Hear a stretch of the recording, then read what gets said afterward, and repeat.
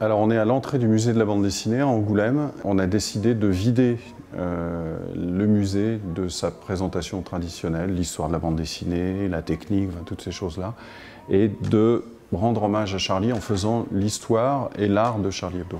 C'est une histoire extrêmement riche, très ancienne, ça remonte à 1960 jusqu'à aujourd'hui, et il y a une salle entière qui est dédiée au talent graphique des principaux dessinateurs.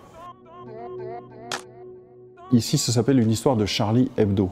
Le but, s'il y en a un, en dehors de l'hommage qui est absolument légitime et pertinent et nécessaire et tout ce qu'on veut, c'est aussi, il y a eu le moment de l'attentat, il y a eu la sidération, il y a eu l'horreur, il y a eu la peine, la douleur, la colère. Je crois qu'il faut qu'on se pose justement le temps de la réflexion. Et faire cette expo, c'est de dire aux gens, bah, écoutez, voilà, tout n'est pas là, parce qu'il y a des dizaines de milliers de dessins, mais on vous montre quand même un échantillon très représentatif de cette histoire, de cet esprit, de cette façon de traiter l'actualité, pour que vous soyez en capacité de réfléchir, jeune ou vieux, d'accord ou pas d'accord, mais d'essayer de comprendre à quoi sert la caricature. Quel est le rôle de l'humour, de la caricature, de l'excès dans la démocratie dans laquelle on vit. Alors, moi je me méfie des grands mots, mais je pense qu'il y a un enjeu quand même derrière tout ça. Charles disait qu'il était devenu dessinateur à cause de Cabu quand il était enfant, parce qu'il était fasciné par le dessin de Cabu.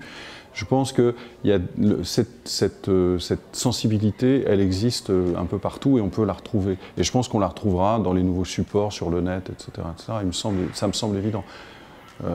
Comment? Ça, c'est une autre histoire. Mais Charlie peut être un modèle aussi de ce point de vue-là.